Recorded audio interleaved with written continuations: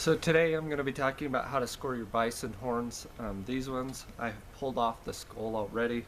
I've got the skull over here boiling. It's almost clean. I'm just getting little bits of meat left on it off. For all the measurements that would make up the score that count towards the end number, you just need the horns. You would need the skull if you were having it scored officially for a couple of other measurements, but just to make up the score, you just need the horns themselves. I'm going to bring the camera over here and we're going to get a close-up and I'll walk you through how to score your bison horns.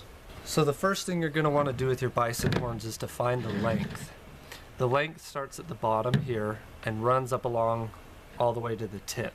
It's pretty easy to see the bottom on these horns. There's kind of a ridge that runs along right here. It's real easy to find.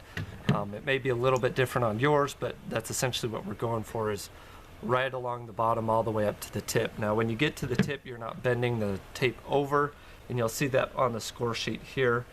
You're just measuring to in line with the tip where that tip ends. So that's kind of what you want to do to start off with both horns. You're going to want to measure the length of both horns, and then we'll go from there. For this horn,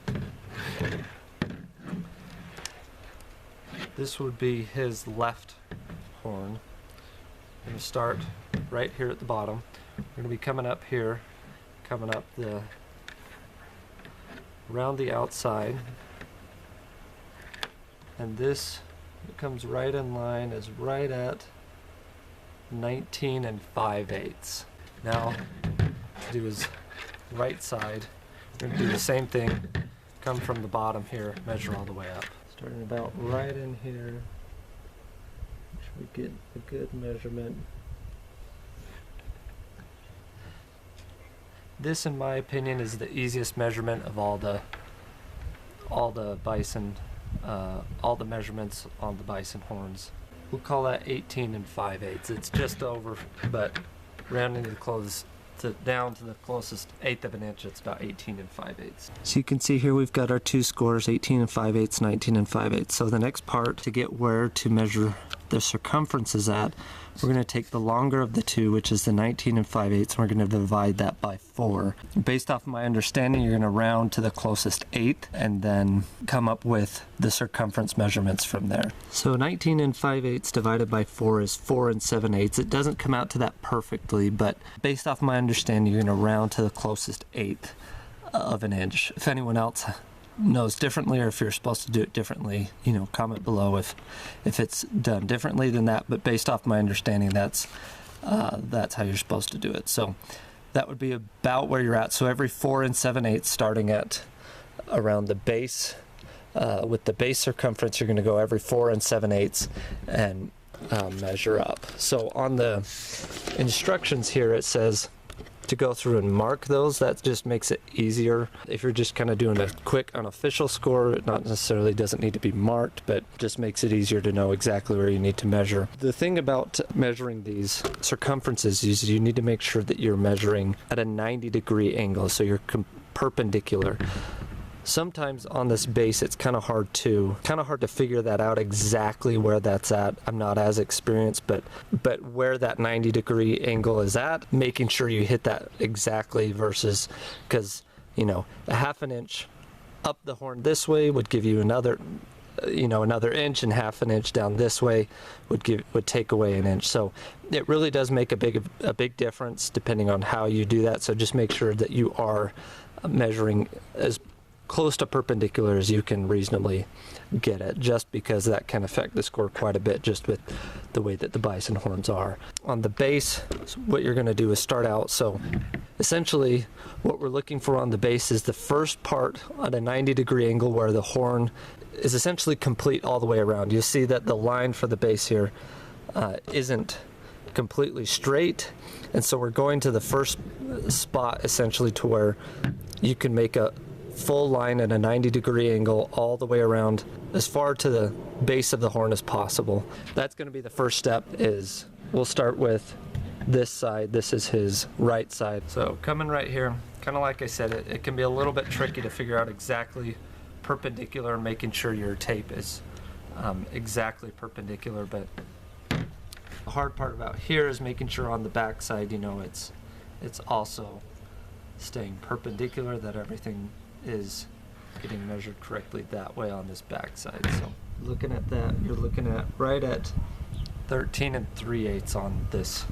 That would be the right side. And then essentially from here, we're measuring from, starting from the base, from the bottom here, just like we measured the length, we're measuring every 4 7/8 is going to be a circumference measurement. So for this one, it would be at 4 7/8, 9 6/8, and 13 5/8. So at each of those, we're going to measure up from the bottom here and figure out where each of those are, measure the circumference. 4 7/8 we're going to be about right. 1 7/8 is right here. And I'm just kind of doing this as a rough estimate here. It's good if you're doing it to make sure you get accurate stuff, especially for scoring. Whenever they come and score, they'll be very precise and everything, but this is kind of just a video just to walk you through it and give you an idea of exactly what you're looking for. So this one is going to end up right around about 11 2/8. So this third one, we're going to measure out. It's going to be 9 6/8.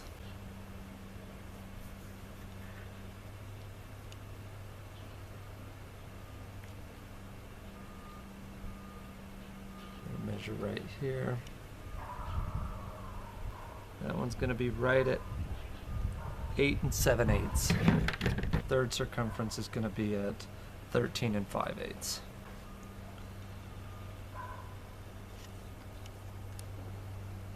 13 5/8, about right here.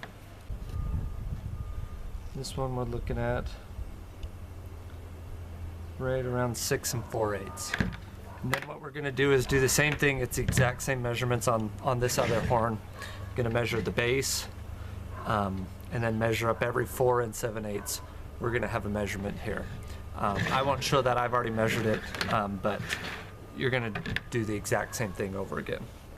So as you can see here, we've got all of our measurements added up. So one of the things I just wanted to note here is you're taking the difference here between each measurement, and then all of those differences, regardless of whichever horn is bigger, will be added up, and that is your total that'll be subtracted from your gross score to find your net score. Whenever you find that, you're going to add, to find your gross score, you'll add these two scores together, the score of both horns, and then you'll subtract the total difference. Sometimes this will come out to double of the smaller of the two sides, but a lot of times it'll be just a little bit under. On this one, I think it's just a little bit under. I'd have to look at it, but it's the total difference is subtracted instead of just doubling the smaller of the two sides. If you're out in the field, doubling the smaller of the two sides will give you a good ballpark of where you'll be at, but official score is the total difference between the two at each measurement. So what you'll see here is I've added, totaled up the numbers, so you'll have 58 5/8 was from the right side, 60 3/8 was from the left. The total of that was 119. The total difference was 1 6/8, which leaves a final score of 117 2/8. Now I don't pretend to be a professional on this. It could be a little bit different, but that'll give you a good ballpark, and that's essentially what you're looking for when you're scoring it. Kind of like I had referred to earlier, one of the things that you'll have is if you do have it scored officially, you will need the skull. They'll measure the inside spread and then the outside spread.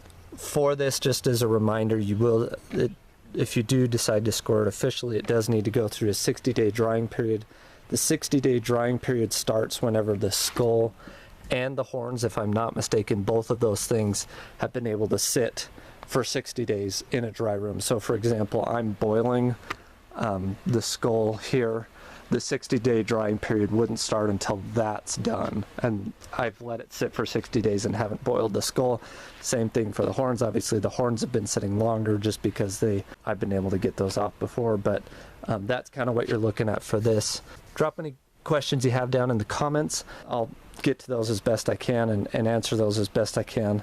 I do plan on having this officially scored. I'll probably, if the scorer is okay with that, I'll probably video that and show you what he actually turns out to be, because like I said, I don't pretend to be a professional here or know exactly what the right measurements are or But that's how you score a bison, and thanks for watching.